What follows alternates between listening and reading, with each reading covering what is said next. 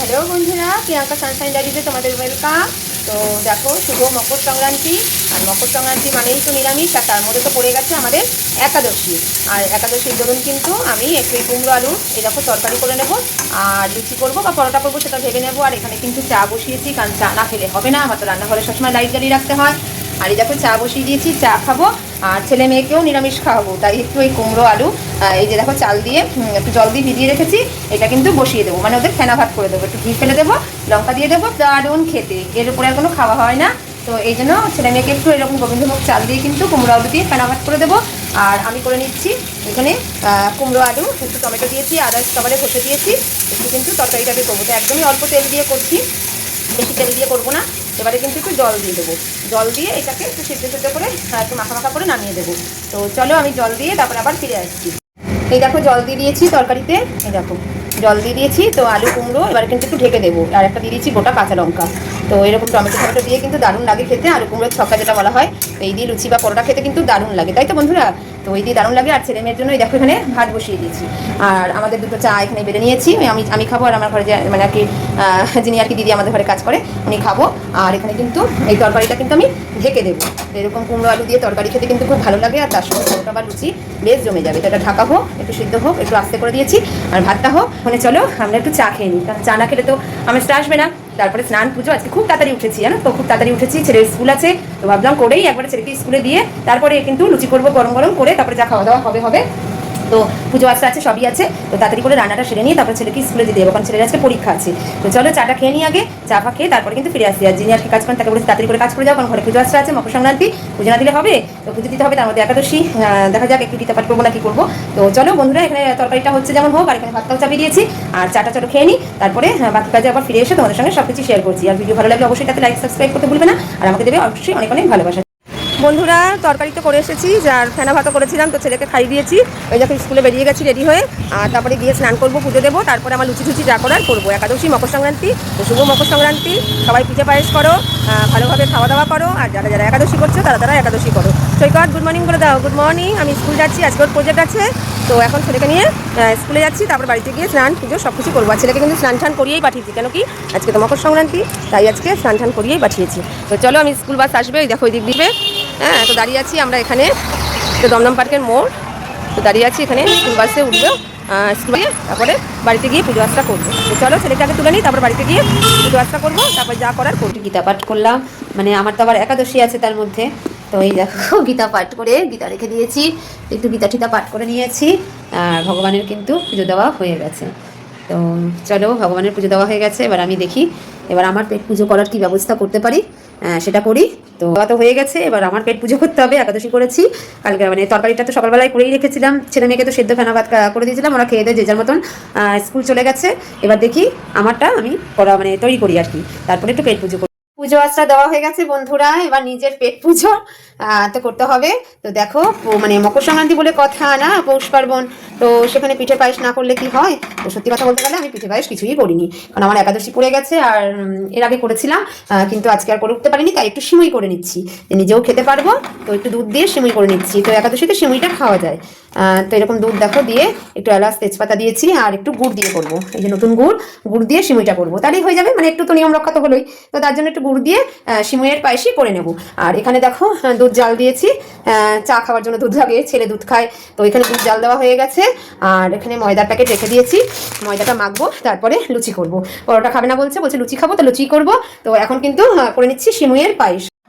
সিমুই কিন্তু আমার রেডি, এই দেখো, তো এটা টেনে যাবে, এরকম একটু না করলে না একদম টাইট হয়ে যাবে, সিমুই তো একটু এরকম অবস্থা রাখতে হবে, তাহলেই টেনে যাবে। তো সিমুই আমার রেডি হয়ে গেছে বন্ধুরা, কালারটা দারুণ এসছে, যেহেতু গুড় দিয়ে করেছি। হ্যাঁ, আমার তো রান্নাঘরটা অন্ধকার, সেরকম দেখাতে পারি না। তো দেখো, তো সিমুই হয়ে গেছে, সিমুইয়ের পায়েস হয়ে গেছে, দুধ তো জাল হয়ে গেছে, আর এদিকে কিন্তু আমি পায়েস করতে করতে একটু ময়দাও মেখে নিয়েছিলাম, তো এটা রাতে খাবো, এটা রেখে দিয়েছি। আর এটা এখন ছেলে আসবে, তো ছেলে আর আমি কিন্তু এখন খাবো। তো এখানে 8খানা আছে, 4খানা আমি, 4খানা ছেলে। তো যাই হোক, ছেলে 4টা খেতে পারে না মোটেও, মানে ওর নামে করা আছে, কিন্তু যটা খাবে খাবে, দুটো খাওয়ার পরেই বলবে মা আমি আর খেতে খেতে পাচ্ছি না, বুঝেছো? আমার ছেলে মেয়ে কেউ বেশি খেতে পারে না, ওদেরকে আমি দিই ঠিকই, কিন্তু আমি রান্না করতে ভালোবাসি। আর প্রত্যেক মায়েরাই তো একটু ছেলে মেয়েদের বেশি বেশি করে খাওয়াতে পছন্দ করে, প্রত্যেক মায়েরই ধর্ম। মানে মনে মনে হয় ছেলেমেয়েরা খায়নি, পেট খালি পেট খালি পেট খালি, এ বাবা খা, এ মা খা, মানে এটা মায়েদের ধর্ম। মনে হয় যতই ছেলেমেয়েরা খাক না কেন, তাও ছেলেমেয়েদের পেট ভরেনি, এটা সব মায়েদেরই ধর্ম। তো এখন কথা হচ্ছে যে মানে ছেলেমেয়েদের খাওয়াতে তো প্রত্যেক মায়েরাই ভালোবাসে। তো আমি জোর জবরদস্তি করে একটু দিই, তাও আমার মেয়ে তো না না না, সবেতেই না। ছেলেকেও জোর করে দিই, যা পারি তাই দিই, যে উচ্চে ভাজা হলেও খাবি, আলু সিদ্ধ ভাত হলেও খাবি, ফেনা ভাত হলেও খাবি, আর পান্তা ভাত হলেও খাবি। তো আমার ছেলেমেয়েরা সবই খেতে পারি, কোনো অসুবিধা হয় না। যে মাছ মাংস হতেই হবে, মাছ মাংস খেতেই হবে, এরকম কোনো ব্যাপার নেই। নিরামিষের দিন নিরামিষ, তাতে সিদ্ধ ভাত হোক, আলু ভাজা ভাত হোক, যা হোক, আর পান্তার দিন পান্তা ভাত। তো সবই খেতে পারে ছেলেমেয়েরা, পান্তা থেকে শুরু করে, সিদ্ধ থেকে শুরু করে সবই খেতে পারে, তেতো থেকে শুরু করে সবই খেতে পারে, কারণ আমি কি খাওয়া শিখিয়েছি। আর প্রত্যেক মায়েদেরকে খাওয়া শেখালে কিন্তু সেই বাচ্চারা খাওয়া জানে এবং খেতেও পারে। মানে বাচ্চারা তো মাটির দলা, মানে ওদেরকে যেভাবে যেমন মানুষ করবে ওরা সেভাবেই তৈরি হবে। তো আমি ছোট থেকে সবই খাওয়া শিখিয়েছি, ওরা ভালো মন্দও যেমন খেতে পারে, ওরা আবার খারাপ খারাপ রান্না করে দিলেও খেয়ে নেবে। তো আমি যদিও খারাপ করি না, মানে ওরা বলে যে মা তুমি আলু ভাজা ভাতটা করলেও সেটা ভালো লাগে।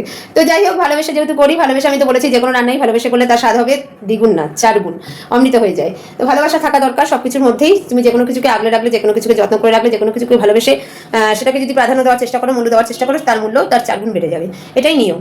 তো চলো বন্ধুরা, বেশি বকবক করে ফেলছি। আমার ভিডিও মানেই তো জ্ঞান লেকচার, তো সবাই কেমন বলো আমি জানি না, সবাই ভালোবাসো কিনা আমার কথা তাও জানি না, কিন্তু সত্যি মানে আমি যেটা মনে হয় সেটা বলে দিই। আমি সোজা সাপটা মানুষ, পরিষ্কার মানুষ, মানে আমার মনে এত প্যাঁচগোছ নেই। যেটা মনে হয় আমি সেটা নির্দ্বিধায় নির্ভয়ে বলে দিই, তাতে কার ভালো লাগলো কার ভালো লাগলো না সেটা জানি না। তো যাই হোক বন্ধুরা, এটাই হচ্ছে কথা। আর লুচি করেছি 8খানা মতন করেছি। তো যেহেতু আমিও না খাওয়া, একটুখানি সাবু খেয়েছিলাম, তো ওই জন্য লুচি একটু তরকারি একটু সিমুই খাবো, বসে তারপর রেস্ট নেবো, একবারে কাজকর্ম করে কিন্তু রেস্ট নেবো, এটাই ভেবেছি। তো ছেলে স্কুল থেকে আসলে একেবারে দুজনে মিলে একটু খাবো, বা ছেলে মেয়ে ছাড়া খেতে ভালো লাগে, এই জন্য একটু সাবু একটু জাস্ট একটু 2-4 চামচ মুখে দিয়েছিলাম, যে না একদম পেটে পিঠি পড়ে যাবে, একটু 2-4 চামচ একটু সাবুটা মেখে নর্মালভাবে, আমি তো নারকেল ছাড়াই মেখেছিলাম, তো মেখে একটু খেয়েছিলাম। শুধু একটু দুধ কলা সাবু আর একটু মিষ্টি দিয়েছিলাম, যে সন্দেশটা দিয়ে পুজো দিয়েছিলাম, ওটাই মেখে খেয়ে নিয়েছিলাম। আর একটু ছেলে মেয়ের জন্য রেখে দিয়েছি। আর এখন আমি করে এবার কিন্তু ছেলেকে নিয়ে খাবো, ছেলে মেয়ে ছাড়া খেতে ভালো লাগে না, সে যাই খাও। হ্যাঁ, তো ছেলে মেয়ের সাথে থাকবে, একটু খাবো, ভালো লাগে। তো করেছি, এখন দেখা যাক আমার সোনা বাবা কতটুকু খেতে পারে আর কতটুকু না খেতে পারে, কিছুই না, এই জন্যই কম করে করলাম।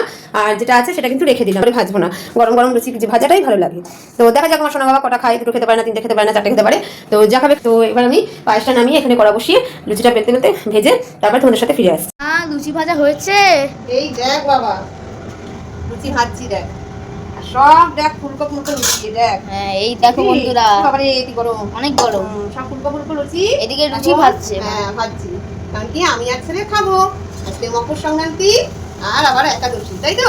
হ্যাঁ, ওই জন্য ছেলে স্কুল থেকে চলে এসেছে, আর আমার তো ওদিকে সব হয়ে গেছে, পায়েস হয়ে গেছে, সিমের পায়েস হয়ে গেছে, দুধ জাল দেওয়া হয়ে গেছে, তরকারি, আর এখানে ফুলকো ফুলকো লুচি। লুচি কারা কারা খাবে চলে আসো, তাই তো? হ্যাঁ, আজকে সবার বাড়িতে পিঠে পায়েস হচ্ছে বাবা। হ্যাঁ সবার বাড়িতে পিঠে, হ্যাঁ।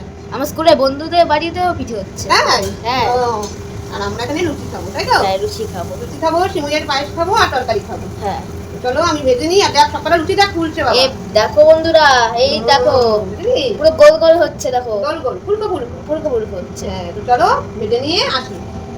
এই দেখো বন্ধুরা, লুচি হয়ে গেছে, আর এর সাথে কিন্তু কুমড়ো দিয়ে আলু দিয়ে তরকারি, আর তার সাথে কিন্তু সিমুইয়ের পায়েস।